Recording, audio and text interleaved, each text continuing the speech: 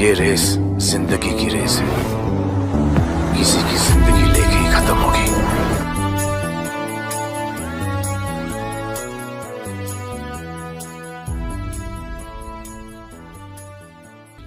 Technology ने लूटा दुनिया को।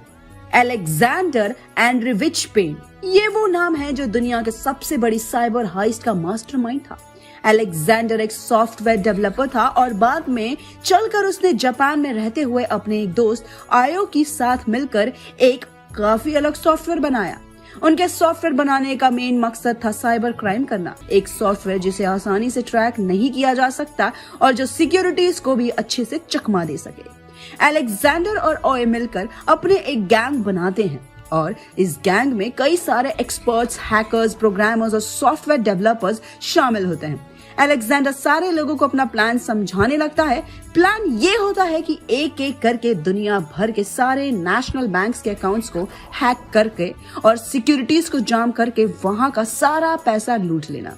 अलेक्जेंडर के इस प्लान के पीछे का रीजन ये था कि अलेक्जेंडर बचपन से ही काफी गरीब था और बड़ा होते होते उसके सर पे अमीर बनने का भूत सवार हो गया। Alexander as a software developer काफी अच्छी अर्निंग कर लेता था, लेकिन उसके अमीर बनने का शौक इतना ज्यादा था कि उसे और कुछ नहीं दिखा। अलेक्जेंडर पहले भी कुछ एटीएम्स को लूट चुका था, लेकिन वहां से उसे वो सेटिस्फैक्शन नहीं मिली और बाद में उसने ये डिसाइड किया कि सिर्फ एटीएम्स या सिर्फ एक बैंक नहीं, बल्कि दुनिया के अलग अलग कंट्रीज के नेशनल बैंक से पैसा लूटना।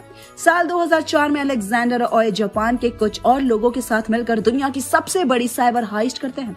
इनका प्लान काफी बेसिक था, लेकिन 2004 में इस तरह के चोरी का होना कोई आम बात नहीं थी। सबसे पहले इन्होंने जिस भी बैंक को लूटना था उसके सिक्योरिटीज लेवल्स को स्टडी करके उसे हैक कर देते थे और उसके बाद अकाउंट को भी हैक करके उसमें से सारा पैसा निकाल लेते।